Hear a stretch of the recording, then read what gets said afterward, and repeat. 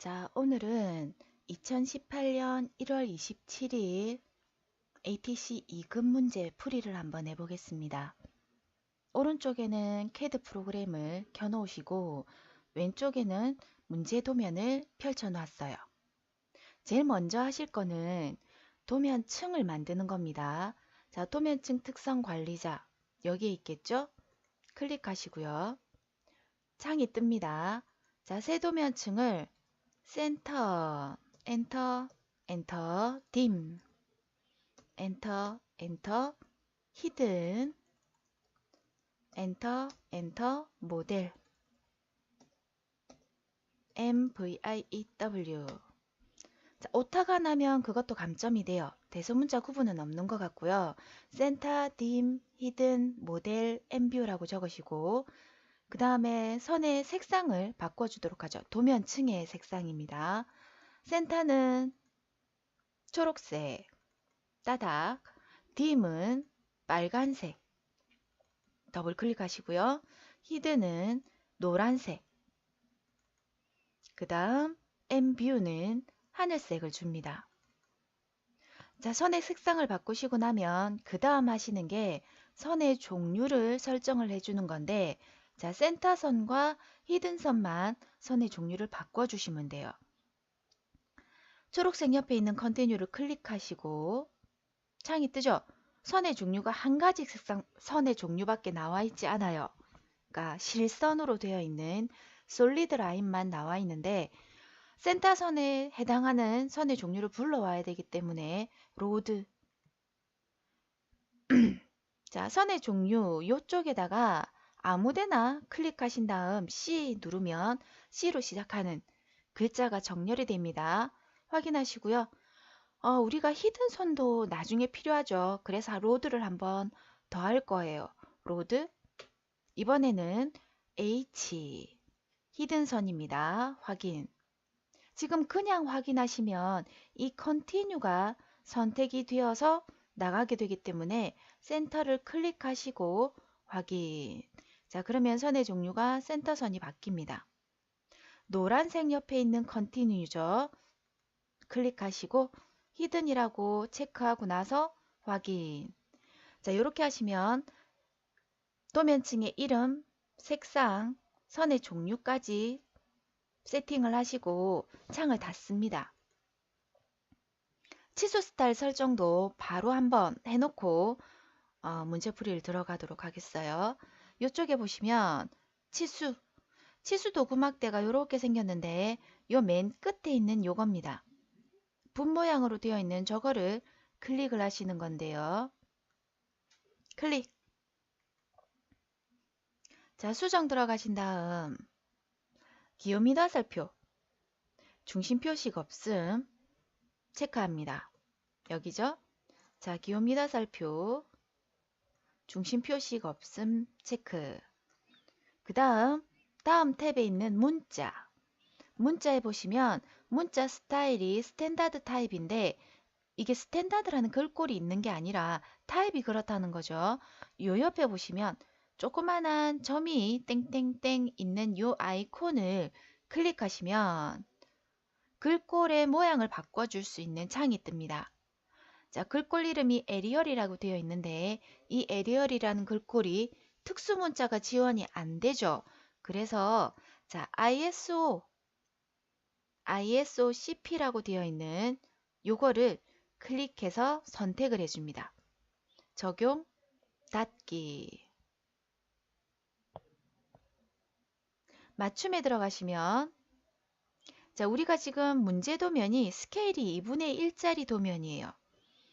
자, 스케일이 2분의 1짜리 도면일 때 여기 보시면 치수, 피처, 축척이라고 되어 있는 요 부위에 전체 축척 사용이 문제 도면이 스케일 2분의 1이면 2라고 합니다.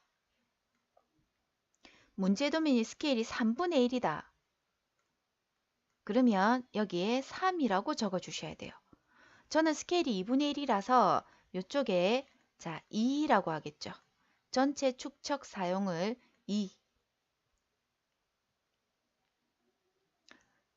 이 전체 축적 사용은 치수 문자나 화살표의 크기를 균일하게 스케일을 바꿔주는 겁니다. 1차 단위. 자, 이쪽에 보시면 소수구분 기호라고 되어 있는데 이 소수구분 기호가 마침표라고 바꿔주셔야 돼요. 자, 이렇게 네 가지. 확인, 닫기. 자, 이제 도면을 그릴 수 있는 준비가 끝났습니다. 우리가 모형 탭에서는 외형선을 모델에서 작업을 하셔야 돼요. 이 모델에서 작업을 하지 않으시면 감점이 있으니까 도면을 시작하기 전에 내가 지금 도면층이 어딘지를 확인을 해 주셔야 됩니다. 모델 도면층에서 자, 시작을 해보도록 하죠. 도면을 잘 보시면 자, 정면도의 치수가 가장 많이 있어요. 얘부터 먼저 그리셔야 돼요. 그 다음 우측면도 그릴 거고요. 그 다음 평면도를 그릴 겁니다. 한번 볼까요? 자, 확대를 하시고 크게 봐야 내가 실수할 일이 없겠죠. 가로 120. 요 120이란 지수부터 먼저 할 거예요. 라인, L 엔터. 자, 이렇게 봤더니 마우스 옆에 요렇게 뭔가가 많이 따라다닙니다. 요것만 따라다니는 건 아니죠. 이렇게 하시면 지금 얘는 또 조금만 있네요. 자, 요 글자가 얘를 동적 입력이라고 부르는데 잘 사용을 하시는 분은 아주 잘 사용을 하시지만 제가 마우스 옆에서 계속 따라다니면 번거롭다고 생각하시는 분들이 많거든요. 이 동적 입력을 끄는 방법은 우선 ESC에서 중간에 자 스톱을 하고 DS 엔터 제도 설정 탭인데요. DS 엔터 하신 다음 동적 입력에 요 포인터 입력 사용이랑 가능한 경우 치수 입력 사용 요 두 개가 원래는 켜져 있어요. 요 켜져 있는 걸 끄고 끕니다. 확인. 자, 그러면 내 마우스 옆에 자질구레하게 따라오는 것들이 없어지겠죠. 이제 작업을 해보겠습니다. 라인. 첫 번째 점. 자, 오른쪽으로 방향을 주시고 120 엔터. 위쪽으로 방향을 줄게요. 18. 안으로 요만큼 들어가는데 얼마만큼 들어가는지 모르겠다고 나오죠, 지금. 네. 그래서 여기서 한번 끊고 반대쪽 작업을 해보겠습니다. 자, 보시면 73이요. 각도가 73이고 길이가 98이라면 상대 극좌표를 이용해서 저 선을 그어줄 수 있어요. 각도와 거리를 이용하는 거죠. 자, 조금 전에 라인을 썼으니까 엔터만 하시면 라인이 다시 시작이 될 거고요. 이쪽 끝점에서 클릭, 골뱅이, 거리가 98이고요. 각도가 73도입니다. 됐죠? 자, 옆으로 수평해서 55만큼. 그 다음 이렇게 비스듬하게 내려옵니다. 그죠? 맞죠? 길이가 83이고요. 자, 요 점에서 시작을 할 텐데 선 길이가 83에 요쪽에 보시면 각도가 145라고 되어 있어요. 우리가 상대 극좌표에서는 기준점을 기준으로 자, 이렇게 이게 0도 방향, 위쪽으로 올라가는 방향이 90도, 왼쪽으로 가는 게 180도 방향이고요. 자, 아래로 수직으로 내려오는 게 270도 방향이 돼요. 한 바퀴를 이렇게 돌리면 360도가 되는 거죠. 각도는 시계 반대 방향으로 돌리는 게 플러스 방향입니다. 지금 내가 이 선을 그리기 위해서 어떤 각을 알아야 되냐면 이 각을 아셔야 돼요. 이 각. 그죠? 여기서 여기까지가 얼만가 마이너스 방향으로 저 각도가 얼만지 아시고 싶으시면 180에서 145를 빼는 거죠. 그러면 35도가 될 것 같네요. 35도. 맞죠? 자, 작업을 해봅니다. 골뱅이 길이가 83이고요. 각도가 마이너스 35. 엔터. 수평으로 이렇게 들어가는데 얼마만큼 들어가는지는 안 나옵니다. 맞죠? 여기서 요까지 길이가 얼만지는 몰라요. 그래서 나도 얼만지 모르니까 우선 그려놓기만 하겠습니다.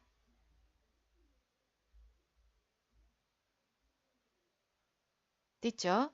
자, 그리고 나서요.